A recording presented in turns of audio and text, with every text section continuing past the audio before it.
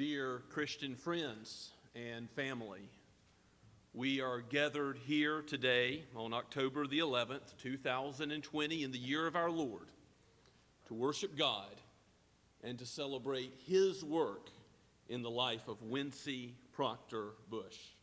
Let us worship God in the name of the Father, the Son, and the Holy Spirit.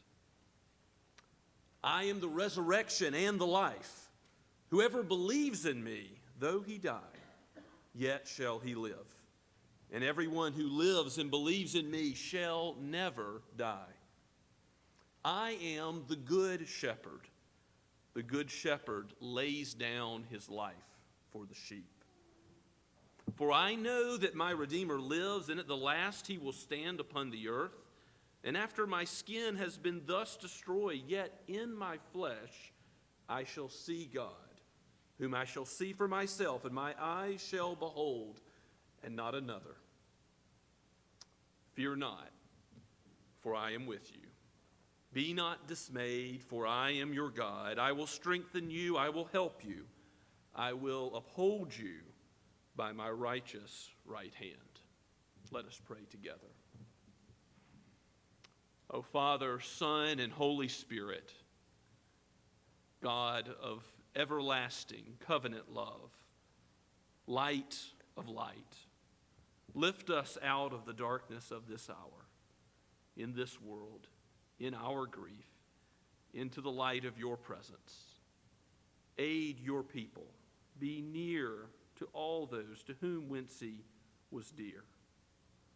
Be with family and friends. Father, we pray that your name would be lifted up in all that we do, that your scripture, your word, would be our comfort and our peace, not as the world gives, but as you, as our rock and our fortress, our only help in time of trouble, alone give. Aid us now, we pray, in the name of our King, our Savior, and our Lord, Christ. Amen. Now let us sing together the congregational hymn printed for you in your bulletin, Great is Thy Faithfulness. Let's stand.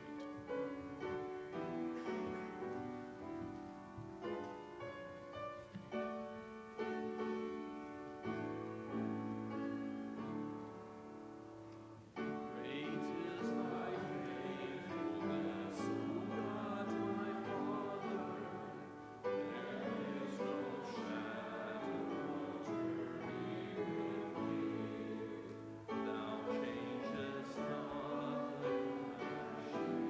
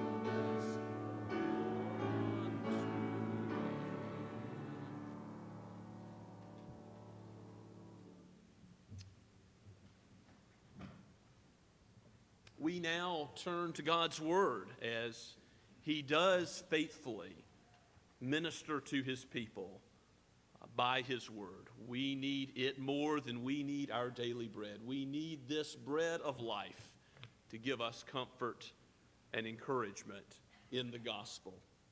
So let us turn to John chapter 14. I'll read the first 7 verses of John's gospel at chapter 14.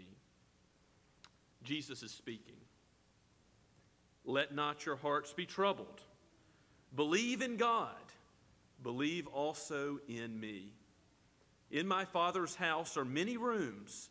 If it were not so, would I have told you that I go to prepare a place for you? And if I go to prepare a place for you, I will come again, and I will take you to myself, that where I am, you may be also. And you know the way to where I am going. Thomas said to him, Lord, we do not know where you are going. How can we know the way? And Jesus said to him, I am the way and the truth and the life. No one comes to the Father except through me. If you had known me, you would have known the Father also. From now on, you do know him and have seen him. And now from the Apostle Paul, writing in the first epistle to the Thessalonians, chapter 4. This text is explicitly given for the comfort of believers in the face of death. Hear the words inspired by the Holy Spirit as the Apostle Paul was carried along to write for us today. From chapter 4, verse 13. But we do not want you to be uninformed, brothers, about those who are asleep, that you may not grieve as others do who have no hope. For since we believe that Jesus died and rose again, even so, through Jesus, God will bring with them all those who have fallen asleep. For this we declare to you by a word from the Lord, that we who are alive, who are left until the coming of the Lord, will not precede those who have fallen asleep. For the Lord himself will descend from heaven with a cry of command, with the voice of an archangel, and with the sound of the trumpet of God. And the dead in Christ will rise first. Then we who are alive, who are left, will be called up together with them in the clouds to meet the Lord in the air. And so we will always be with the Lord. Therefore, encourage one another with these words. And finally, from Revelation, from the pen of the Apostle John on the Isle of Patmos, as God, by the Holy Spirit, enabled him to see what is that future state to which we all look forward, with a new heavens and a new earth where all things will be made right and Adam's sin and curse will be undone. Hear God's word beginning at Revelation 21, verse 1. Then I saw a new heaven and a new earth, for the first heaven and first earth had passed away, and the sea was no more. And I saw the holy city, the new Jerusalem, coming down out of heaven from God, prepared as a bride adorned for her husband. And I heard a loud voice from the throne saying, Behold, the dwelling place of God is with man. He will dwell with them, and they will be his people, and God himself will be with them as their God. He will wipe away every tear from their eyes, and death shall be no more. Neither shall there be mourning, nor crying, nor pain any more, for the former things have passed away. And he who was seated on the throne said, Behold, I am making all things new. Also he said, Write this down, for these words are trustworthy and true. And he said to me, It is done. I am the Alpha and the Omega, the beginning and the end. To him, to the thirsty, I will give from the spring of the water of life without payment. Amen. Thanks be to God for his holy word.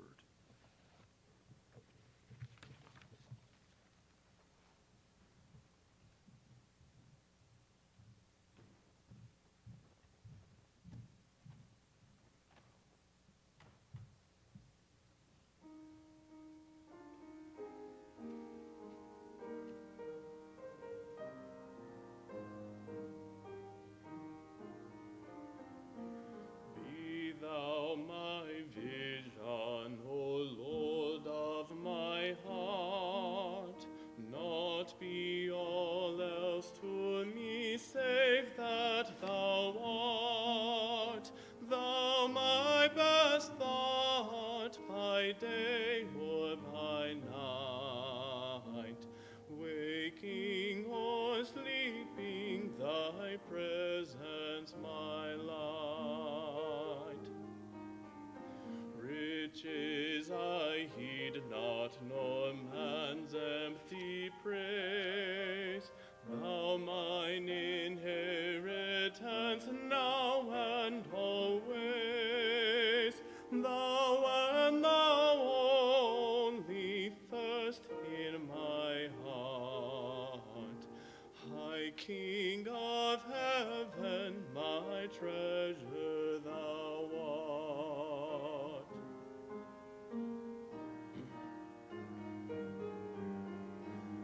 High King of heaven, my victory won, may I reach heaven's joys, O bright and sun. Heart of my own heart, whatever befall, still be my vision, O ruler of all.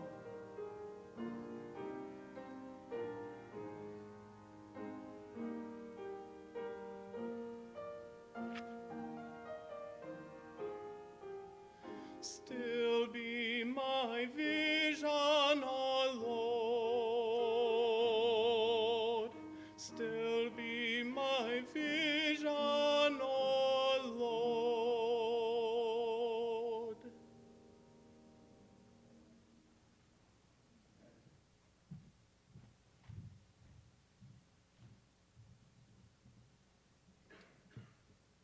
From the scripture, we go now to a psalm that has given comfort to many, not only in the face of death, but in life.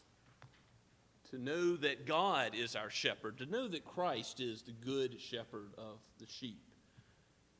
This is comfort and encouragement indeed. This is Psalm 23, 6 short verses, and yet full of imagery that reflects who God really is and how he is connected with his people, how his presence is connected with his people now and forever, now and in eternity, now and as we come to worship this day. Hear God's holy word from the pen of David and breathed out by the Holy Spirit. A psalm of David. The Lord is my shepherd, I shall not want. He makes me lie down in green pastures. He leads me beside still waters. He restores my soul. He leads me in paths of righteousness for his name's sake. Even though I walk through the valley of the shadow of death, I will fear no evil. For you are with me. Your rod and your staff, they comfort me. You prepare a table before me in the presence of my enemies. You anoint my head with oil. My cup overflows. Surely goodness and mercy shall follow me all the days of my life, and I shall dwell in the house of the Lord forever. Let us pray. O Lord Christ, you have prepared a place where there are many rooms. And you have promised that you will bring your people to yourself, that we might enjoy the light of your presence and behold you no longer through a glass darkly, but as you really are. Father, we thank you for Wincey Busch, for how you have changed her and given her the gift of faith, that she might lean upon the paths of righteousness that were found completely in Christ, and that you would give her a life that reflects his. For that we thank you. Draw our eyes heavenward, that we might have our eyes fixed on the author and finisher of our faith, even Christ himself, in this moment. We pray in Jesus' name. Amen. This psalm was the last that I was able to read with Miss Wincey in the hospital, with Sharon and Mandy. We prayed and read the scripture together. This is a psalm for life, but it's also a psalm that most gloriously reminds us of the Lord's comfort and how it extends beyond life. That even though we die, yet shall we live. Christ's word is true, that he cares for his sheep in and through the valley of the shadow of death and on into life eternal. This is a psalm that reflects the gospel because Jesus is the good shepherd, as we heard read earlier from John's gospel. Wincey understood that she was a sinner in need. She knows that her soul needs restoring, as every believer does while here on earth. And so this psalm reflects David, the shepherd king, who was needy and understood that he needed to look for salvation from an outside source, not his own righteousness, not his own good deeds, not his own good works. And yes, Miss Wincey, with her kind face and that smile, and as she evidenced the fruits of the Spirit, did she not? Love, joy, peace. Certainly, all the fruits of the Spirit, patience, goodness, truth. She is kindness, faithfulness, gentleness, self-control. This describes Miss Wincey totally, and yet in evidencing the fruits of the Spirit, it's because she's connected with the God who produces these fruits. She's connected with the Christ, the Savior, who ultimately, as he's the vine and we are the branches, these things flow from knowing him. It's not by these fruits that she's saved, but Christ is the root. And out of that communion she had with Christ while here on earth, she has now forever in the church triumphant. She was part of the church militant, but now she is part of the church victorious. And certainly, this psalm reminds us of the connection that the shepherd has, his presence with his people now and forever. I don't know if you've ever noticed this in the 23rd Psalm, but there's a change that happens between verses 3 and verse 4. In the beginning of the psalm, it says, with this idyllic scene of almost like a Scottish pasture, "The Lord is my shepherd, I shall not want. He makes me lie down in green pastures. He leads me beside still waters." It's using he. It's using the third person singular to refer to God. He restores my soul. He leads me in paths of righteousness for his name's sake. And then in verse 4, it changes. Now it says, "Even though I walk through the valley of the shadow of death, I will fear no evil, for you are with me.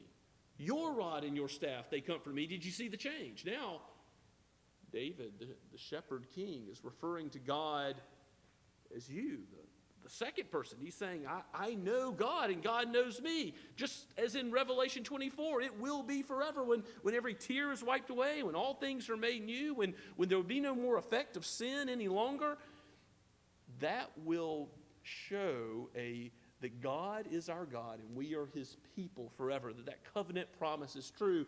And even in the beginning, when David is referring to the Lord in the third person, in the very first verse, it says, "The Lord is my shepherd," using capital L-O-R-D. And if you know what that means in your copy of God's Word, when you look at the Scripture and see L-O-R-D in all caps, that's actually not just a title for God in his name.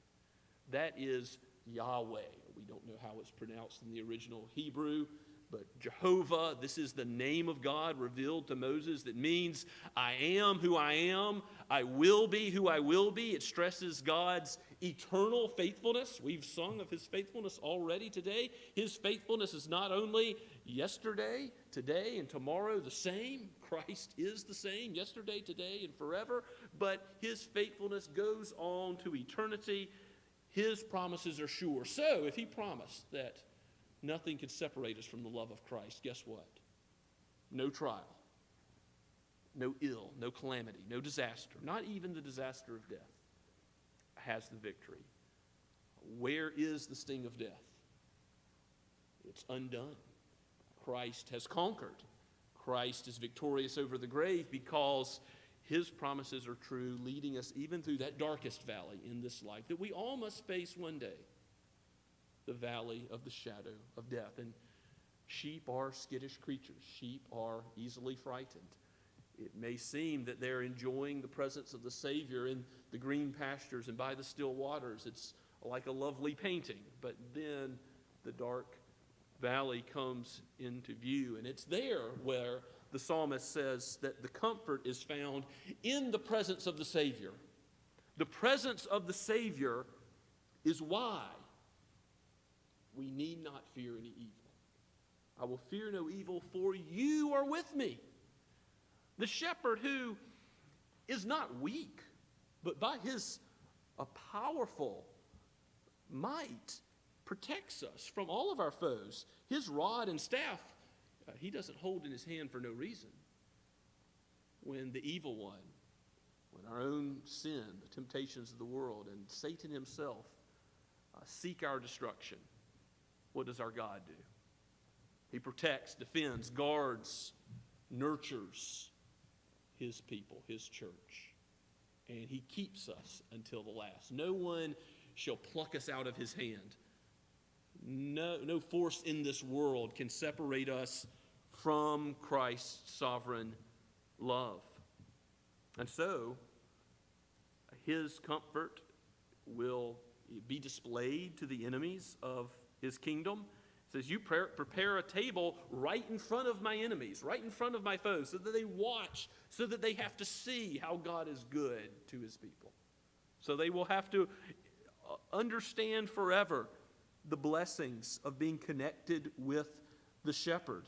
You prepare a table before me. There will be a meal. There will be a marriage supper of the Lamb in heaven that Jesus refers to in the book of Revelation. We will dine with him again. Yes, those of you who are members of Scots Kirk, we've had a long season of fasting. We're looking forward to the table of the Lord, the Lord's Supper this Sunday. But that's just a foretaste of the marriage supper of the Lamb. We will dine with the King himself. We will dine with Jesus, and we will look forward to that table because goodness and mercy will follow us. They will be ours all of this life, and we can know what the psalmist says is true. I shall dwell in the house of the Lord forever. What Jesus says is true. There are many rooms. Even the mere streets are made of gold, and that is a comfort because we know that even the most common things in eternity are perfect. And the highlight of heaven, I know that Wincey being reunited with George and other family members will be a highlight for her, and I know that we will enjoy seeing all the saints of God and communing with the angels and singing God. There's going to be so much in heaven that will be amazing, but the chief joy of heaven is that God will be there. And we will be with him. He will be our God, and we will be his people. The presence of the shepherd will abide with us forever. And Wincey knows that joy. She knows the joy of connection to her Savior. And I know that if you're here today and you have not yet trusted in Christ, repented of your sin, to cling to him, to have hope of eternal life, there's nothing that Wincey would want more than for you to fear no evil, for you not to fear any valley of the shadow of death and darkness in this life, but to cling to Christ, the source of righteousness. He is the good shepherd, the one of whom the Father said, "This is my beloved Son. With him I am well pleased." We all fall short of his glory. But if you cling to him, if you cling to the cross, then his blood atones for your sins. If you build your house on the foundation of the rock as Wincey did, if you trust in the work of Christ, his righteous life, instead of your own life, instead of your own works, then you will be with him forever. And this is the promise of God. It is sure. If we confess our sins, John says, he is faithful and just to forgive us our sins. Whatever you've done, how deep the misdeeds go, in thought, in word, in deed, leaving good we ought to have done undone, here is the promise of God. If we confess and if we cling to Christ, it is done. He's the Alpha and the Omega. He gives the water of eternal life freely to all who will come to him. May his name be forever blessed. Let's pray together. O Lord, you have given and you have taken away. Blessed be your name, for we know that in this life we are appointed to die and to behold your presence. We thank you for the freedom from judgment for our sin, the righteousness that comes by faith that Wincey now knows fully, that is preached here today. May our lives reflect this gospel at work in us. Give us your love towards others and towards you now, so that in the short time that we have in our years here, that you might prepare us for eternity and communion with you, that you might fit us for heaven. For we ask in Jesus' name, amen. Now let us respond to God's word preached today as we stand and sing again the hymn, "It Is Well With Our Soul."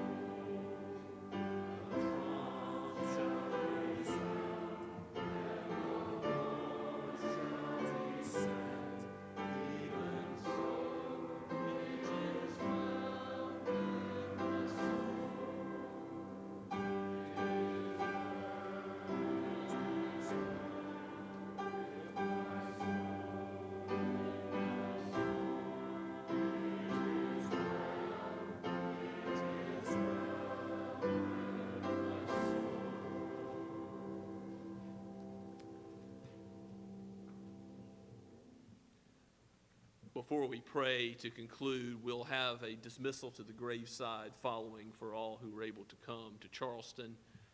And let us give God the praise and thanks for Wincey Busch. Let us pray together.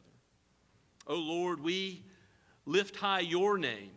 We recognize that the work you do in your saints is because of your great grace. It highlights your might and your power to redeem, to sanctify, and to glorify. Be with all those who are gathered here. Bring comfort and encouragement by your holy word, for it is flawless and a shield to those who take refuge in you. May the grace of the Lord Jesus Christ abound with us, each one. We pray in his name. Amen.